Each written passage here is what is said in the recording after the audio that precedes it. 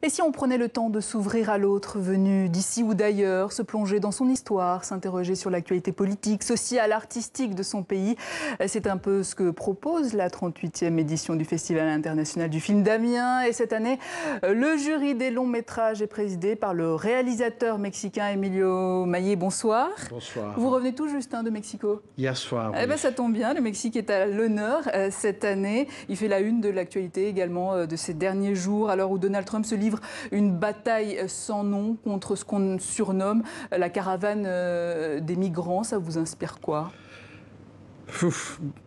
Belle question pour démarrer, hein, quand même. Oui, mais on commence fort. On va dire, non, si, mais on va dire que c'est une relation très, très complexe entre un pays qui veut s'ouvrir, alors que c'est peut-être le moment de chercher, de voir un pays qui se ferme, alors qu'il faut chercher d'autres voies pour résoudre la situation des migrants qui viennent de l'Amérique centrale, qui traversent le Mexique pour entrer aux États-Unis. C'est compliqué. En même temps, en Europe, c'est un petit peu aussi Bien sûr, la même chose. Vous avez vu le sujet tout à l'heure de l'ouverture du procès à Gap. Il y a 7 militants qui sont accusés d'avoir aidé les migrants. Quand la solidarité devient un délit, ça interroge. Je trouve normal que les gens aident. Vous en parlez, vous, dans vos films, de cette solidarité? Je n'ai pas encore approché cette question-là, de cette façon précise, mais c'est quelque chose, évidemment, que je pense qu'il faut toucher d'une façon ou d'une autre, oui. Et en tout cas, le cinéma le traite, les cinémas de tous les pays le traitent aujourd'hui, que ce soit des films français, que ce soit des films mexicains, américains. Donc ça interroge les gens et c'est un problème. Alors justement, revenons sur le festival du film d'Amiens, c'est pour ça que vous êtes là d'ailleurs. Le programme cette année?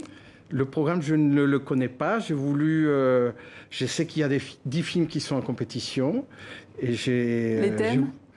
Ils sont très larges et je n'ai pas voulu trop savoir. Je veux que ce soit dans la salle obscure que les émotions vont arriver. Une thématique sur le film noir mexicain? Oui. Ça vous dit quelque chose? Ça me dit quelque chose. C'est des films qui démarrent des années 40 jusqu'aux années 70. Je ne connais pas tout ce film. Je ne sais pas si j'aurai le temps de voir ces films, à part les films en compétition, à regarder ces visages magnifiques. Voilà, vous les connaissez, vous pouvez... Quelques-uns. Vous mais pouvez en parler, hein, si vous voulez. Non, vous les connaissez mieux que moi, hein, sans doute. Mais c'est une grande époque d'un cinéma noir et blanc qui est fantastique parce que le noir et blanc nous amène vers un autre monde, donc il y a des films formidables. Une exposition aussi, Frida et Diego, avec un moment historique, hein, l'un des moments sans doute les plus historiques de l'histoire du Mexique de ce XXe siècle, c'est la Révolution. Oui, c'était le point de chute d'énormément de personnes qui venaient d'Europe en fuyant la guerre. Et c'est la rencontre magnifique des gens qui étaient autour de Frida et Diego, Trotsky, Benjamin Perret, Leonora Carrington, Breton qui est arrivé au Mexique. Donc c'est vrai que c'est un moment très très symbolique, très important dans l'histoire du Mexique, qui a énormément influencé ce qui est arrivé dans l'art du monde. Plusieurs hommages également qui seront rendus. Vous les connaissez, Alors, je vais vous aider, Barbet Schroeder, réalisateur suisse. Il y aura une rétrospective à propos de... Rétrospective complète, intégrale, apparemment. Et il sera là pour présenter tous ses films. C'est un réalisateur que j'ai rencontré il y a longtemps parce qu'il a tourné un film, La Vierge des tueurs, à Medellín, en Colombie. Et c'était quelques mois après que je parte tourner mon premier film à Medellín également. On ne se connaissait pas, j'ai eu ses coordonnées, on s'est vu ici à Paris pour qu'il me raconte un peu comment ça s'était passé. Donc ce sera un plaisir de le rencontrer là-bas et de le voir. Hommage aussi à Idrissa Ouedraogo, réalisateur burkinabé, qui nous a quittés en février dernier. Ce serait génial d'avoir le temps de voir tous ces films, non? Oui. Mais les gens qui seront là-bas, qui seront à Amiens, ils ont le choix justement d'aller voir un film ou un autre. Moi, je ne suis pas sûr de pouvoir aller tout voir. Mais c'est bien d'être entouré par ces gens-là, en tout cas.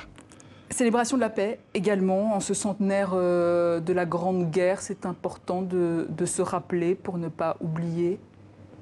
c'est toujours important de se rappeler ce qui est arrivé hier, avant-hier, dans le passé, parce que c'est comme ça qu'on forme, c'est là où on va, quoi. Donc, moi, je regarde toujours en arrière dans ce que je fais.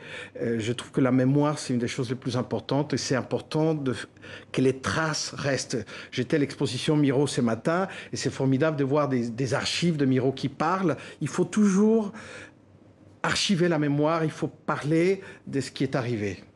Et c'est ce que vous faites, et vous le faites très bien, Emilio Maillet. Merci. La 38e édition donc, du Festival international du film d'Amiens, c'est du 9 au 17 novembre. À vous de juger alors maintenant. Bon festival. C'est gentil, merci beaucoup.